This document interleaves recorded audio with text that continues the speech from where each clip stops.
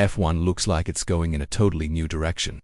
When it comes to giving points to drivers after the last big change that happened in 2010, the slower teams at the back are now super happy to say yes to a rule that would give points to drivers who finish below 10th place because they are consistent. This would change everything about how the rest of the teams below 5th place in the championship would work. But is this actually a good idea, and what exactly does F1 need to do to make this new rule happen as early as 2025? It's pretty obvious that Formula 1 is all about the top teams being way better than everyone else.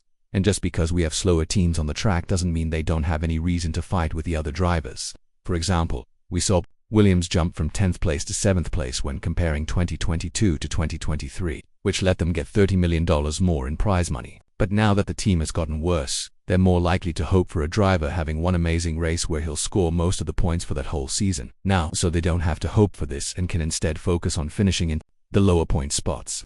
The F1 teams have been working on a project that could see everything below the top 5 teams change forever. That project is to change the points system and give 2 points and 1 point for finishing 11th and 12th place. According to this new idea, the points would be changed so that the 8th place driver gets 5 points, the 9th place driver gets 4 points, and the 10th place driver gets 3 points for how they did. This is a great idea for the teams who aren't in the top 5, because right now we clearly know who the top 5 teams are, and who will always be finishing from 1st to 10th.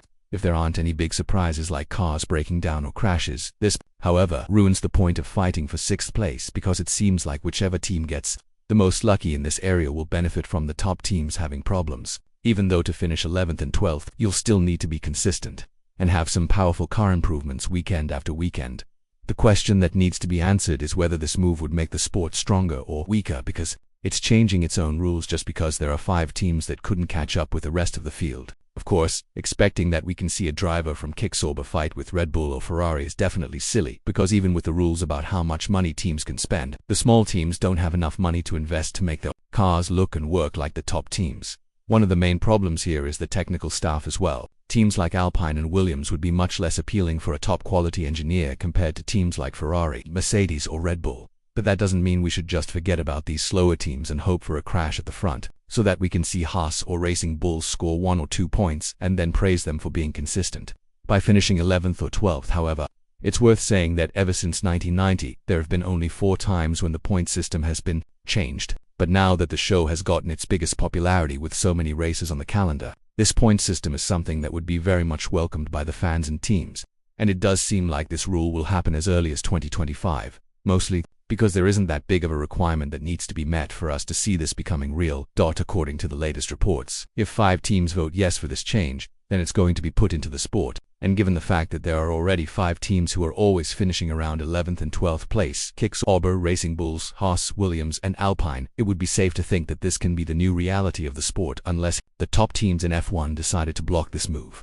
Another very good question that needs to be answered is whether this will fix the problem in the long run, because right now we have top 5 teams that are almost impossible to catch for the rest of the field. But if a 6th team shows up as someone who always finishes in 11th and 12th place, will this cause a chain reaction that would basically force the sport to think about adding even more points to the table? And this is where the question is asked directly to the FIA and the FOM, because just like in other cases, whenever something new is brought to the table, F1 needs to give a proper answer as to whether or not this change is adding value to the sport or taking some of it away. While it's not impossible to say that the top teams would be not very excited about this change to the points, there will definitely be situations where they could benefit from it as well. For example, if a top driver has problems with their car like Piastri had with his McLaren, or Hamilton's terrifyingly bad qualifying session that left him back on the grid in 8th place, the lower positions will give them a couple more points as a reward for what is already a terrible weekend. This again is like a knife that cuts both ways, because although you have a system that rewards drivers who are consistently hanging around the points, you're basically making the sport weaker by giving them points for not being able to step up their game and fight a bit better by bringing in bigger sponsors, opening up their budget, and spending smartly in the new era. When talking about this matter, Fred Vasseur has openly said that he's not against it because he was the team boss of a slower team, Alfa Romeo, which is now Kicksauber, one of the 3 teams that hasn't scored any points yet in 2024. Adding more to this, he said, "I'm not against this proposal, and coming from Alfa Romeo, I perfectly understand sometimes the frustration that you're having a mega weekend, but if there is no car breaking down in front of you, then you finish 11th and the reward is 0. At the moment, you can finish 11th or 20th and it's the same, so I can understand the frustration for this." Meanwhile, Christian Horner went on to split the grid into 2 groups. The first one being the teams that always get points from 1st to 10th, and they are the top 5 teams. The other one is from 6th to 10th, and he feels like the battles between the teams who are part of these groups are equally hard. So adding this new point system is definitely a challenge that the sport needs to answer and see whether it would bring any more value to racing. After all, they were going to add an 11th team to the grid because they didn't know whether or not Andretti could be competitive after all the money he invested. And now lowering the standard for the slower teams does seem a bit contradictory to where F1 currently stands with its own standards. According to Laurent Mekies, who is the team boss of Racing Bulls, a team he supposedly thought would be in the top 5 before the season started but is now one of the teams that would be the happiest if this change is accepted. The decision is obvious for the sport and there shouldn't be anything complicated about it. Talking about it more, Mekies said, "Of course I will support the decision to put in the new point system. There are no slower teams anymore. There are 6 car manufacturers in Formula 1 plus Red Bull Racing, so it's like 7 top teams. Even the bottom 5 teams are large organizations now, and it's very difficult to explain to the outside world, to our partners, and to our fans that we battle for 11th place that actually gives 0 points.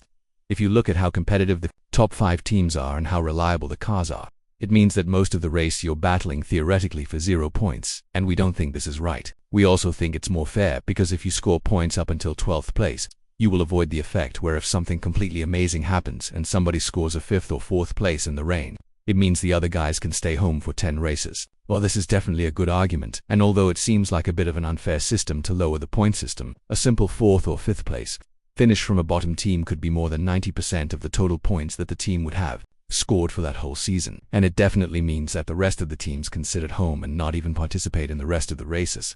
However, that is at the end of the day just an excuse for a poorly performing team, and while the main focus needs to be put on developing and improving what you already have in your garage, we should be expecting some massive changes in the point system, sooner rather than later. So do you think there should be a change in this? A system that's stayed the same since 2010?